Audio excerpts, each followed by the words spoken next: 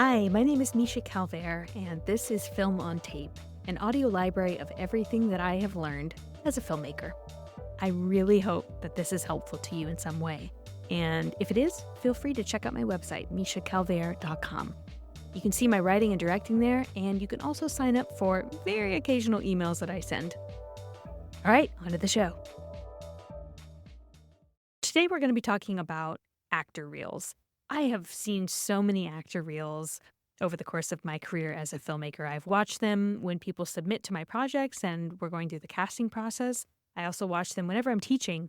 I watch every single student's reel because I want to get a sense for their work. So I have a lot of strong thoughts about reels. I take them very seriously. It's just one person's opinion, but I'll give it to you. And if you like them, then feel free to recut your reel and send it to me. I'd love to watch it. In general, I'll say two things. Number one, simple, simple, simple. Just keep it simple. We want to get straight to you, straight to the point, and don't be fancy. No dissolves, no black in between scenes, just jump cuts, one to the next, to the next, to the next, boom, we're done and out.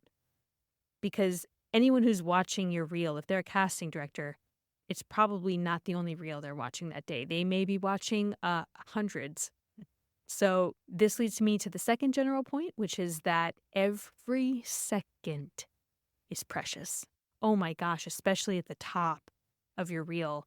Do not assume that the person watching your reel is going to watch the whole thing. I'm so sorry. I know that's awful. I know you spent a long time on it. Believe me, when I was an actor, I also just drove myself absolutely crazy trying to make the perfect reel. Not understanding that it's so important to me, but it's really just another thing in the day of whoever is watching it. And they are probably not going to make it to the end. They may, if you've got some good stuff on there and, they want to watch through, but usually they can see what they need to see in the first 30 seconds. So assume that the first 30 seconds is the only time you have them.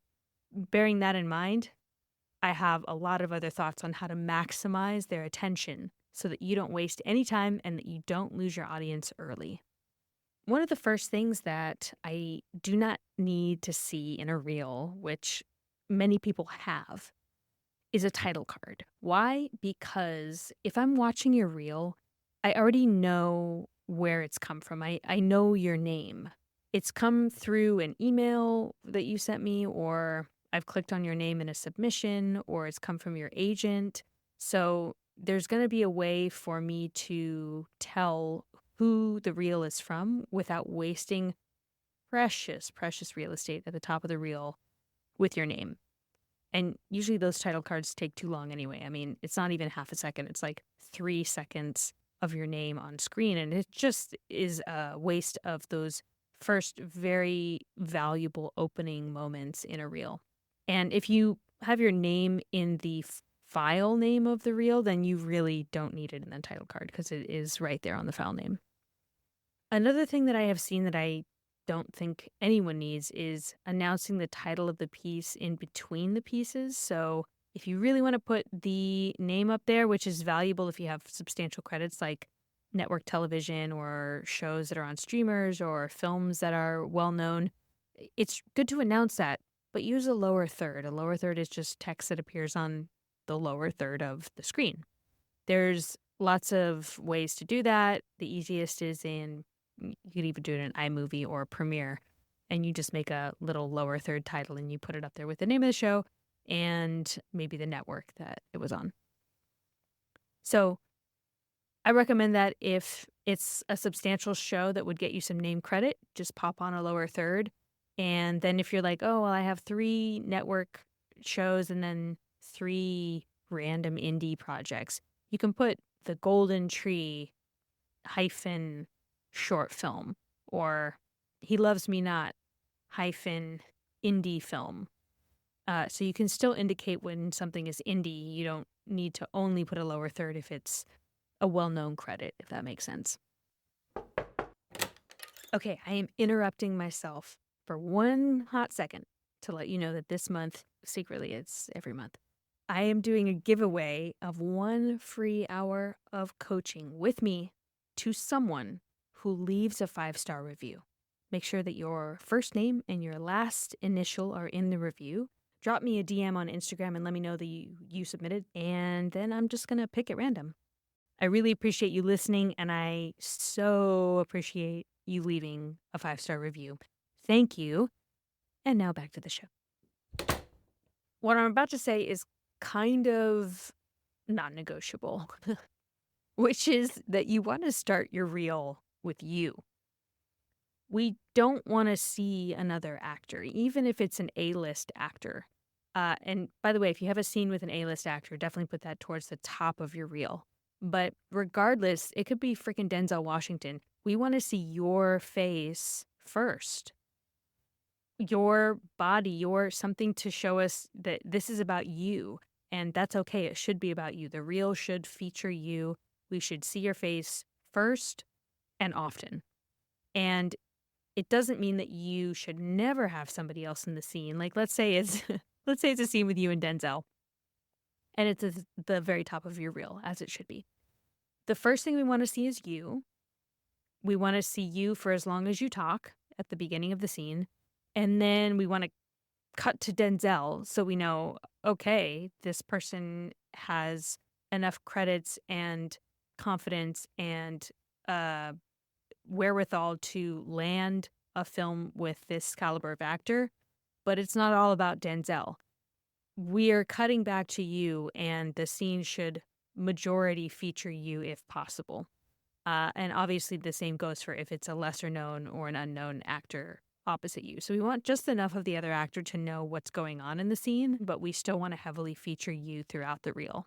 And it's okay if it's just your body. I mean, it doesn't need to be your face the entire time, but like if we've seen your face on a set of shoulders, we're still going to know that it's you, even if the next shot is like just your torso. Like it doesn't need to be your face the entire time. That is a question that I've gotten, and the answer is face, body. We just want to see you acting as much as possible in your own reel. Okay, this next one is also pretty duh, but I see people break this rule all the time. If you have credits for recognizable networks, streamers, films, production companies, etc., you want to put those towards the top of your reel. Even if your best acting is in some no-name web series, it's like your best scene that you're most proud of, but it's in something that no one's ever heard of. If you're doing lower thirds on your material so that we know that you've been in an Amazon Prime show, we know that you were in Anyone But You, those are clips that you're going to want to put at the top no matter what, even if you're just featured for a little moment. And the reason for this is, well, it's kind of funny, but I'll just say it. If you can land titles of that caliber, people are going to have faith that you are going to be able to do their projects either of that caliber or on down the ladder. So if you can land a huge grossing rom-com feature film, you're going to be able to do their sort of $1 million budget indie film rom-com as well. So the little fish feed from the big fish. And if you have big fish, you want to put them first. I know it's sad to be like, well, my best scene is in this tiny little short film that was like an NYU thesis project that shot well, but it's definitely not anything that anyone would recognize.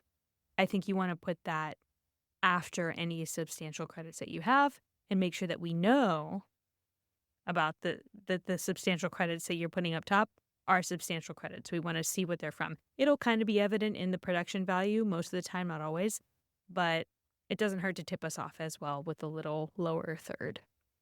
And if you don't have any well-known credits, so no recognizable TV shows, no major motion pictures that people have heard of, you just want to make sure that your best-looking footage is first. So whatever the highest production value projects are, you want to put those towards the top of your reel. Even if your best acting is in a project that doesn't have high production value, the production value is more important than the acting. Now, obviously, if they're very close in production value, sure, put the better acted scene up top. But if there's a pretty big distinction between student film shot on a Canon versus a proper indie film with maybe, say, a $1 million budget for a feature and it was shot on a Alexa Mini, that probably is going to have better footage, and people are more comfortable seeing high quality footage because, again, the little fish feed on the big fish, and they think subconsciously, well, if that person can book a $1 million feature, they can definitely do my $100,000 feature. So try and put the best looking footage before anything else. Thank you so much for listening to Film on Tape. I really hope that it was helpful to you in some way. And if so, please feel free to leave a 5-star review so that other people know this is a good podcast. If you want to check out my work as a writer-director, you can see it at www.mishacalvert.com or drop me a DM. The best way to get a hold of me is on Instagram at Misha Calvert. See you next time.